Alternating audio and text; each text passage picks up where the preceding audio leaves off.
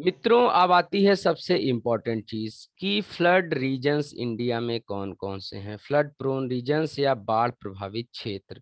तो आप यहाँ पर आराम से देख सकते हैं कि ज्यादातर वो रीजन जहाँ पर रिवर्स हैं, फ्लड प्रोन रीजन्स हैं, और या फिर जो कोस्टल रीजन है इंडिया के वो फ्लड प्रोन रीजन्स हैं। बहुत ही लंबी कोस्ट लाइन है इंडिया की, आप देख सकते हैं वेस्ट बंगाल से गुजरात तक। तो आप देखेंगे कोस्टल रीजन में अक्सर फ्लड्स आते रहते हैं, और उसमें भी खास करके जो आपके ईस्टर्न कोस्टल रीजन है वो ज्यादा फ्लड प्रोन है in comparison to western coastal regions.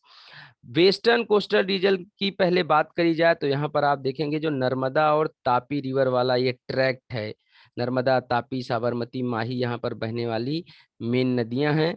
तो ये जो है बाढ़ प्रभावित है, यहाँ पर बारिश जब होती है तो वाटर का ओवरफ्लो होता है और बाढ़ आती है। दूसरा कोस्टल रीजन की बात करी जाए तो आप देखेंगे कि यहाँ पर वेस्ट बंगाल, उसके साथ साथ उड़ीसा, फिर आप देख सकते हैं आंध्र प्रदेश के कोस्टल रीजन, ये सबसे ज्यादा बाढ़ प्रभावित क्षेत्रों में हैं। तो दोस्तों, ये जो वेस्ट बंगाल वाला रीजन है ये एक्चुअली गंगा रिवर का डेल्टाई रीजन है, और यहाँ पर थोड़ा सा लोअर प्लेन्स हैं, शैलो प्लेन्स हैं। तो इस तरीके से यहाँ पर बाढ़ आती है, और उड़ीसा में भी बाढ़ आती है। तो आप देखेंगे कि ये गंगा वाला रीजन, महानदी, गोदावरी, कृष्णा, इन रिवर्स का जो कोस्टल रीजन है, यहाँ पर एक तो रिवर के कारण से पानी ओवरफ्लो होता है, सेकेंडरी यहाँ पर होते हैं ओशनिक वेव्स चलती रहती हैं। तो मित्रों, जब ये कोस्टल वेव्स आकर के कोस्टल रीजन को हिट करती हैं तो फ्लड्स लेकर के आती हैं। जब 2004 में सुनामी आई थी तो सुनामी ने भी ईस्टर्न कोस्ट को हिट करा था, उसके साथ साथ टाइडल वेव्स आती हैं वो भी हिट करती हैं।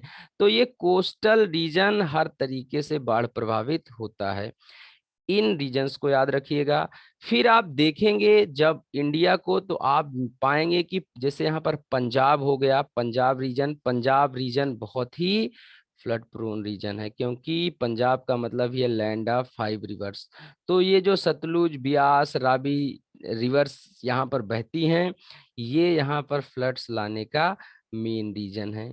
उसके साथ साथ आप देखेंगे कि ये जो यूपी वाला रीजन है, हरियाणा, यूपी, और उसके साथ साथ बिहार वाला, ये जो गंगेटिक प्लेन रीजन है, गंगा नदी यहाँ पर बाढ़ लेकर के आती है। तो खाली गंगा नहीं, गंगा की सहायक नदियां भी, ब्रह्मपुत्रा वैली रीजन भी फ्लड प्रोन रीजन है, और ये कि बराक नदी यहाँ पर बहती है उसका रीजन। तो ये फ्लड प्रोन रीजन्स हैं इंडिया के मेन। मित्रों, आप देखेंगे तो पाएंगे कि हिमालय लोकेटेड है नॉर्थ में इंडिया के, और हिमालय की नदियां मैंने पहले बताया पेरेनियल रिवर हैं, सदावाहिनी नदियां हैं, पानी लेकर के आती रहती हैं।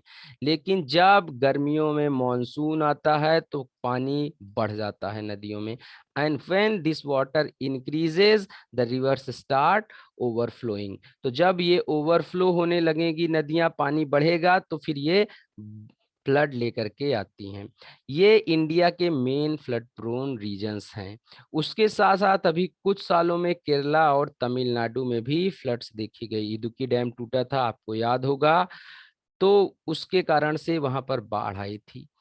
तो ये तो नॉर्मली किन रीजन्स में फ्लड्स आते हैं वो हो गई। अब कुछ फ्लैश फ्लड्स देखी गई हैं या क्लाउड बर्स्ट देखे गए हैं जम्मू कश्मीर में। मैं आपको पहले ही बता चुका हूं कि बादल फटता है और अचानक भारी बारिश हो जाती है 2 से 4 से 6 घंटों में।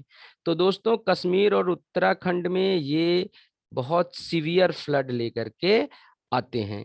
तो ये सारे रीजन्स थे इंडिया के फ्लड प्रोन रीजन्स। अब आइए देखते हैं कि ऐसे कौन कौन से मेजर्स हैं जो लिए गए हैं फ्लड्स के इम्पैक्ट को मिटिगेट करने के लिए, और क्या क्या लिए जा सकते हैं।